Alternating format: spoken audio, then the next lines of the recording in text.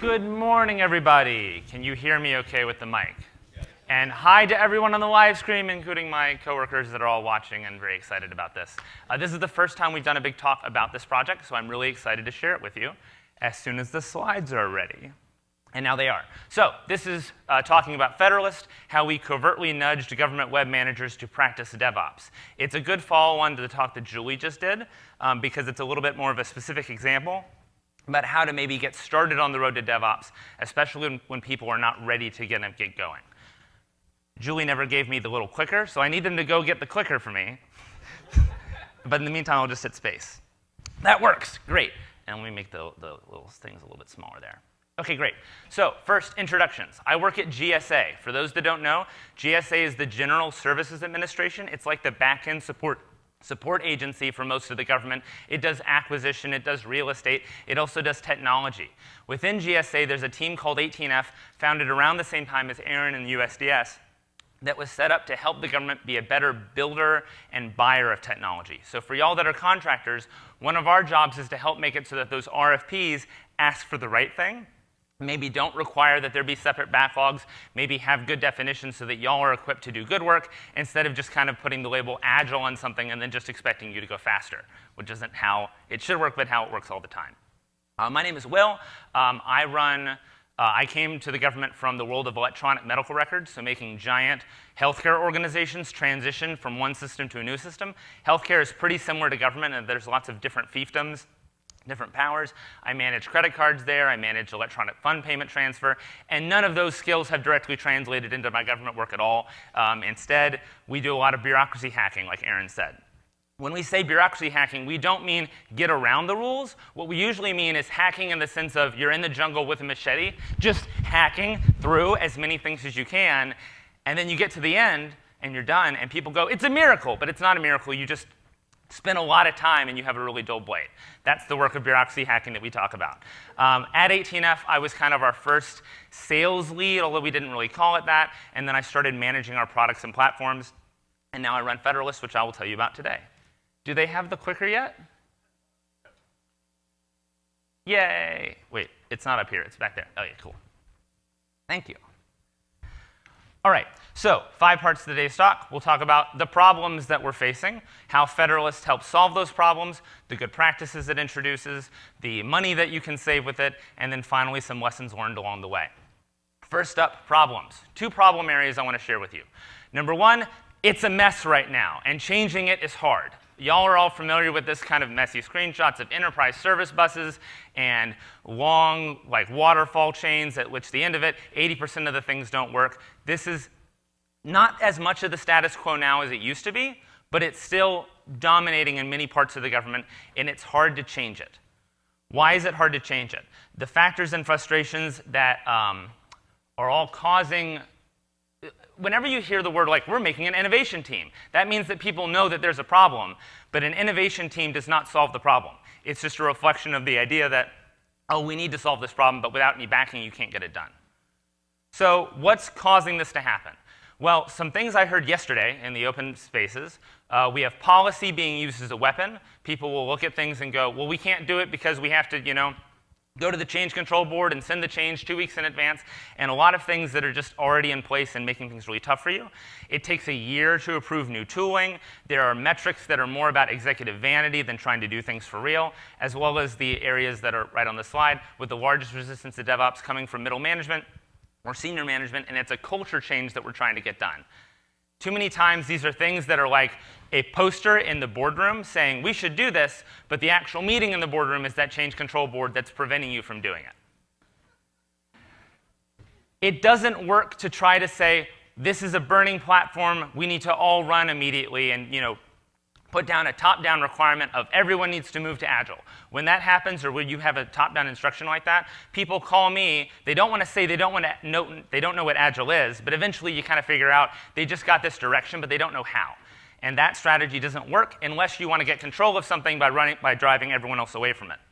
The other thing you can do is you can bring in lots of different people and try to generate agency-wide or team-wide consensus. Let's move to a new process. But every time you bring someone else into a room, if that person's not giving you new information, you're just doing it to either make them feel better or do you feel better. And that doesn't actually help you in any way.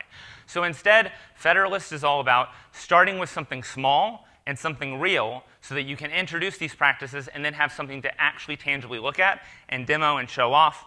And then you can build from that idea and learn. Federalist is a first step to this transformation. It is not the end state. It is not the end goal. The technologies that I'm talking about here in the specific companies are not endorsements. They're just meant as a place that you can start and then build from there. The second problem area, and the specific one that Federalist handles, is that launching a government website is really hard. It shouldn't be hard, but it is. Hosting, we buy our hosting and our acquisitions like we need to buy so much capacity for the top day of our traffic, even though most of the year we don't have that heavy traffic. But you can end up spending, and this is not a joke, dollars per visitor per month for a government website because you bought that much capacity even though you never need it. You'll end up spending a lot of time and money and energy to get to ATOs. I heard yesterday in Open Spaces it takes 98 documents in some agencies to get an ATO. Security and compliance are treated as separate teams, which means they don't end up working together, just like when you do dev and ops separately. They don't end up working together. And we aren't ending up serving citizens well. It should be the government's job to put information out there. But transparency is hard when the friction is really high and when it takes 3 months to put new content up there. This is not how it should be, but in a lot of instances, this is how it is. There's a continuum in the government. Some places have this down really well, but those are the folks that generally are showing up and talking at conferences. There is a vast underbelly is the wrong word, but a vast other part of the continuum that hasn't even gotten started on these roads yet. You'll hear from contractors that'll say, we have 2 teams that are doing things in a modern way, and 3 teams that are still stuck in another way, because so much of this transition hasn't even started for some teams. But you deserve to have this information. When a government report is done, it should be public sooner. It shouldn't take 3 months to get it out once it's completed. When someone has an update to share with you, that should be easy. Federalist is all about trying to help with that. A lot of agencies solve this problem using a CMS, and there's a whole long list of them there, including things that are kind of CMSs but are basically treated as such. CMSs can be great solutions, but they have large attack surfaces, and when you have a team that doesn't have the resources for security or compliance, they don't have a bunch of people that can watch the CMS, make sure it's not hacked, you end up with a lot of concern or danger because every person that logs in is a possible attack vector, every single extension that's installed is a possible attack vector, and that doesn't end up being workable for people, or if they get a CMS to work, it ends up being really constrained in terms of the things it can do. So like WordPress inside the government is a lot less fun of an experience than outside. Same goes for Drupal, same goes for other things. Regardless of that, though, even if you have a CMS up and working, launching a site can be way, way, way too difficult and expensive. So audience participation quiz time. Here are 6 different options. This is for agencies that have a defined process and they have measured the cost of launching a new website. When I say new website, I don't mean the content of the website. I don't mean the design of the website. I mean a single page saying H1 Hello World close tag. That's it. Let's do a show of hands. How many people think it costs $1,000? Raise your hand. Good. How many people think it costs $25K? A few hands. $66K, $70K, $80K, $82K, and $95K. Well, most of you are very right because all 4 of those last answers are true at different agencies. And it really shouldn't be like that. That's crazy. And yet it's normal because of all the redundant, compliant paperwork required to even do nothing to do with the actual content of the site again. This is just the stuff below the surface. This is the data center. This is the operating system, this, et cetera. It's way too hard. At some agencies, and this isn't the same kind of quoted cost, it'll cost $185,000 minimum to do anything because they don't have a defined process for a single page saying hello world at a .gov address. 508 compliant? What? Is it 508 compliant? 508, you haven't, so you can't even worry about 508 compliance yet because you haven't written a website.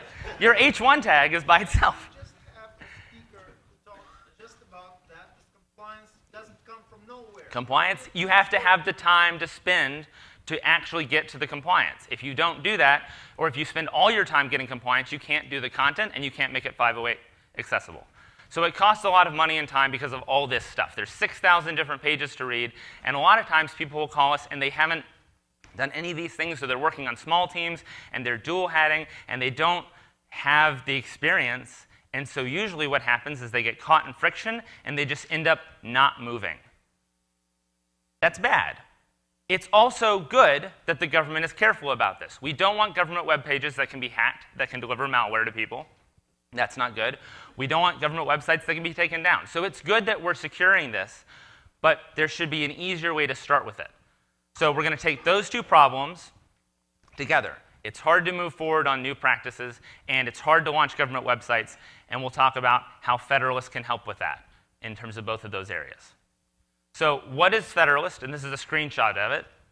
We're a managed service that manages all the backend and compliance work to launch a federal website, allowing our partners to focus their expertise on the content, along with some more goals we'll talk about later. A good way of thinking about this that y'all will be familiar with, but again, not an endorsement, is it's like GitHub pages, but with more features and with compliance. So you can launch a website, and you can see those are three different repos. They've all been launched on Federalist into a site. What can you do with Federalist? Well, you can launch pretty simple static sites that have to do with a campaign or a job announcement or a new effort or a micro agency. You can see the IT modernization report for the White House at itmodernization.cio.gov is there. The new opioids.gov is also there. And you can also do some more fancy things that I don't have time to get into today. If you combine a static site with an API, you can provide a pretty dynamic experience, even though Federalist sites are all, quote, static. You can provide a web app-like experience if you do some creative things with 404 configuration. You can make slideshows or web training videos. You can do complicated display of data. And Federalist can do all these different things, and here are some examples of sites that you can use. Many more are on our website. The point is, though, that for the most part, Federalist is focused on brochureware type sites, and most of the time, federal agencies don't need to do more than that. They just need to put out information of here's the latest report, here's some information, here's this, here's this. No, this is not for big, complicated web apps. This is just saying here's some information that you need to know. So how do we do that?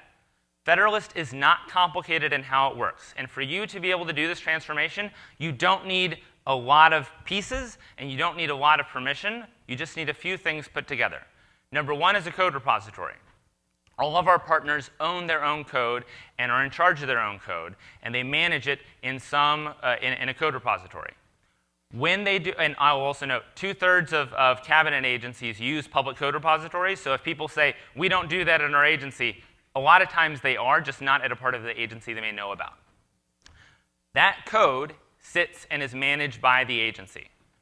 When someone does a commit on the code, a build container retrieves the code and ephemerally builds it out using Jekyll or Hugo, or could just take static HTML as if, in one instance, some poor contractor had to build a site in Dreamweaver. We can absorb that and put that up there. That's orchestrated by, we use Cloud Foundry's Diego container management system. The big thing to remember is that these containers are ephemeral, and so you don't have to worry as much about them being taken over and used to mine Bitcoin or something, because we kill them automatically after 20 minutes. They're up, they do the build, they're done. They go from the container into a static storage service, and those are really, really cheap to host. We spend at 18F not just on Federalist hosting, but on every piece of static hosting that we do, less than $2,000 a month. The infrastructure is not the cost here, it's the humans and the compliance typically. And that build container then drops all those things into the storage service. The people that are partners with us have no access to the container, and they have no access to the storage service. That is retained exclusively by GSA. They control their code only. What that means is that basically they control all the stuff that determines the front end of the site, but they have no control over the things that are on the back end of the site. That's all managed exclusively by us. So this is the first three parts of the build process. The next three are the hosting process.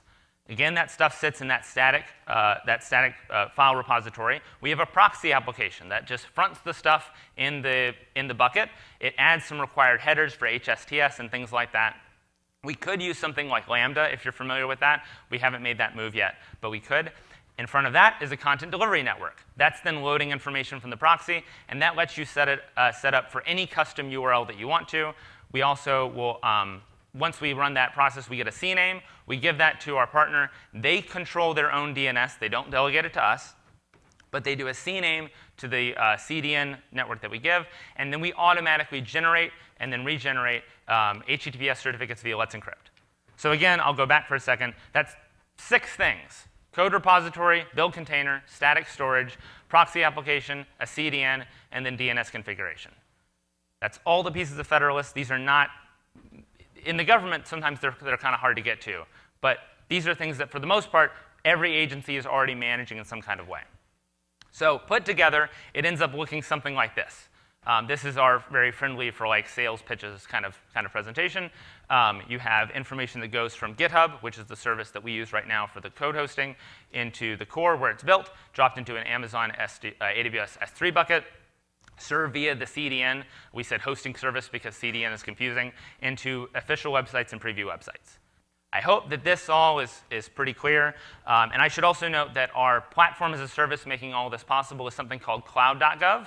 Cloud.gov is a PaaS with, it has FedRAMP compliance, and then that's all sitting on top of AWS. But you don't have to use those specific technologies I just told you.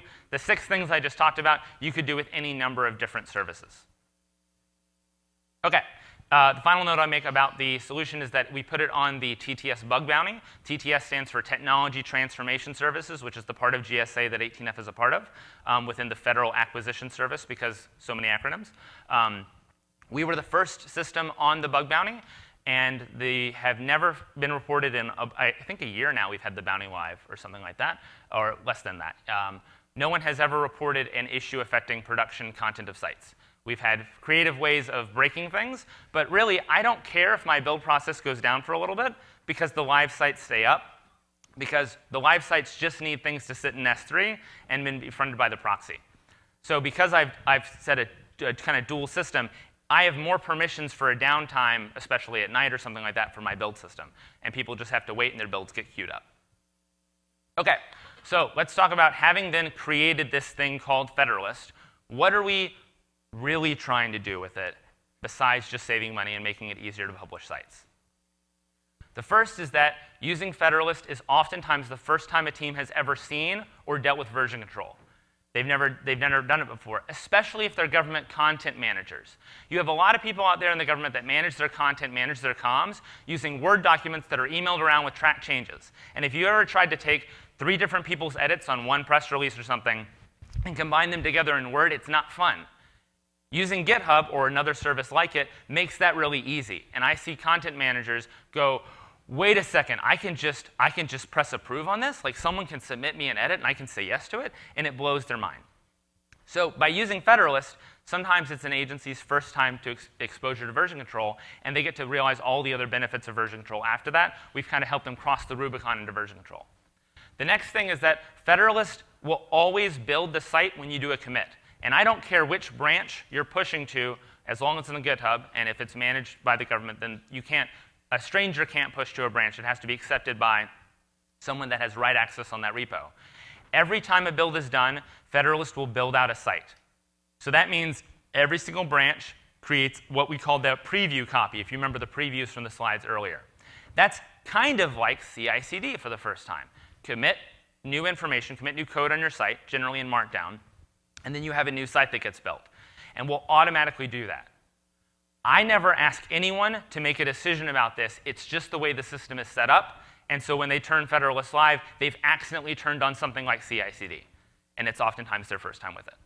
Put those 2 things together, the version control plus the CI/CD, and now you have live prototypes of the sites. You don't have to show someone an approximation of what the site will look like. You can show them a full version of the site with the change made at a preview URL so an executive can actually click around and go, I'm comfortable with this.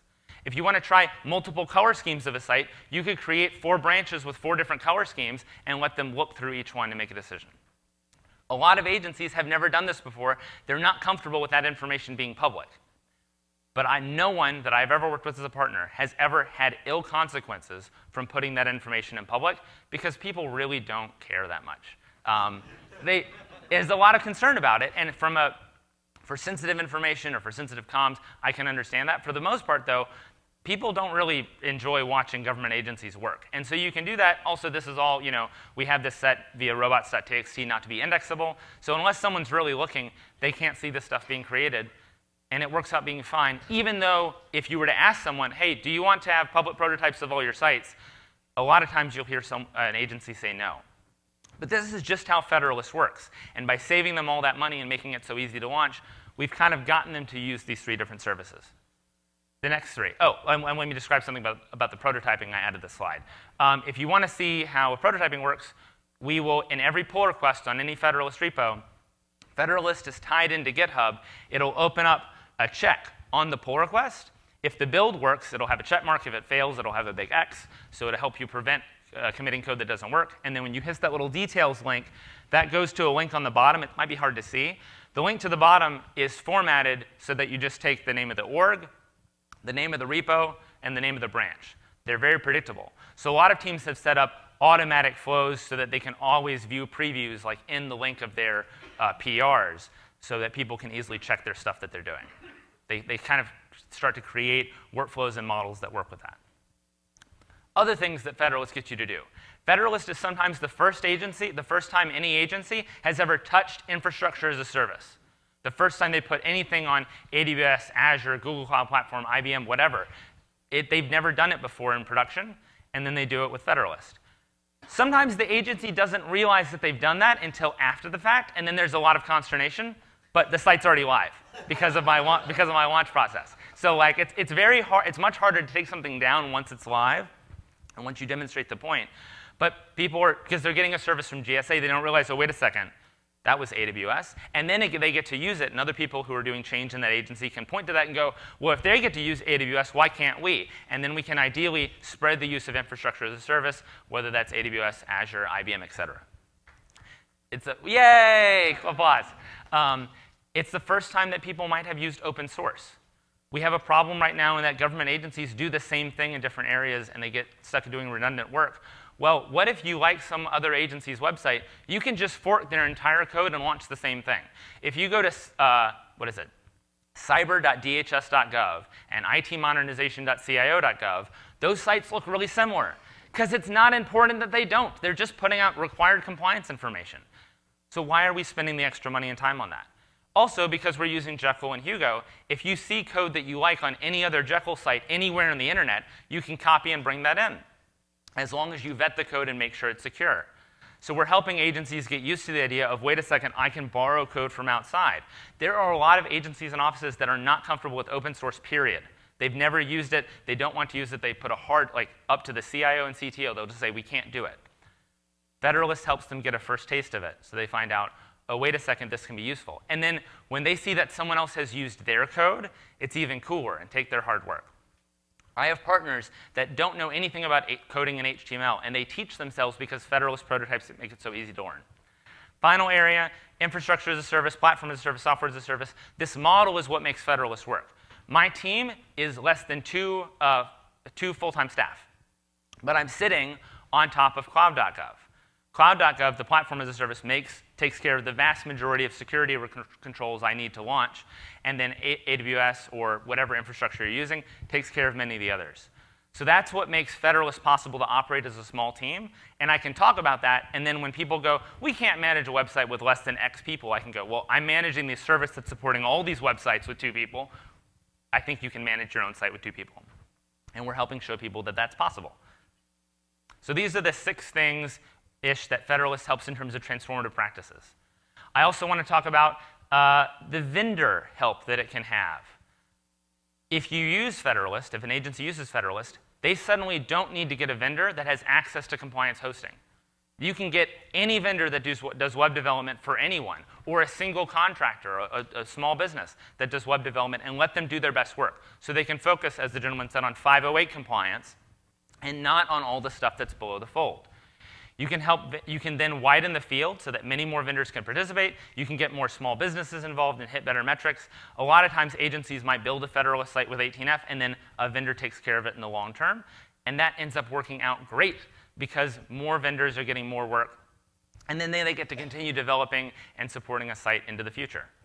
So we're helping those agencies do those things so that they can be better buyers from you. Because again, my job is not to get all the business of all the website hosting. My job is to help establish a beachhead so that y'all can then get more business and more government agencies asking for the right thing instead of you having to make the case for these practices. You have something else that you can point to that's helped with these practices. Cost savings. So we have 120 live sites now. If you multiply that by that $66,000 to $95,000 range, knowing that those numbers vary, and knowing that many of my sites wouldn't probably exist if they cost that much to launch, but I still feel comfortable saying we've saved the government $7.9 to $11.4 million. And if you use that 185 number that's at present at a different agency, that ends up being over $20 million of cost avoided for just launch. We're not talking at all about the cost to maintain the sites. Sometimes these sites cost $10,000, $20,000 a month to keep up. Now, everyone's using one buy of infrastructure. As I said before, my total cost of all my sites in S3 is less than $2,000 a month. And they don't have to be reauthorized every 6 months or so. GSA is maintaining the ATO for all the sites because every time a new site's launched, it's just new files sitting in my S3 bucket. It's not a completely new system. It's sitting inside the existing infrastructure. And that has become a big money saver. And that ends up being the primary motivator for many agencies to say, hey, we want to use Federalist because that's the thing they can make a case for. But then all these other practices end up following after the case. So let's talk about some lessons that I've learned. The first is that we only bit off a pretty small thing here. We were talking about hosting static, and you can do some fancy things with static, but still, all this content is static. It's sitting on S3. You can't interact with the sites unless you use, APIs or Discuss. It's not like a blog where you can type in comments and have them show up on the site. But even that relatively basic work, that took a while for us to perfect and us to get down solid, us to set up the deploy pipeline and things like that so that things would just work in a steady way, especially with our small team. We spent some time thinking about, do we want to kind of try to act like a CMS and build a WYSIWYG editor and stuff like that? And what we saw was that people really stopped using our WYSIWYG editor, which wasn't that strong, and they just used GitHub. They were just editing straight up in GitHub with Markdown because the previews made it possible for them to learn that. When you empower the agencies to own their content, sometimes the agencies build things you don't expect, and that's OK. Or they use color schemes that aren't the prettiest, but that's OK. Like, we're giving them that power, and we're giving them that ability to set that stuff. And that we're letting the agency determine their own policies for that and then update their own content. And that's OK. It was a surprise to me, but it's OK. And then relationships. People have Federalist has spread primarily via word of mouth, partly because people get good support from us, and they know they can expect it. They know they can get quick replies from me. And those relationships end up building up the trust very slowly that can build.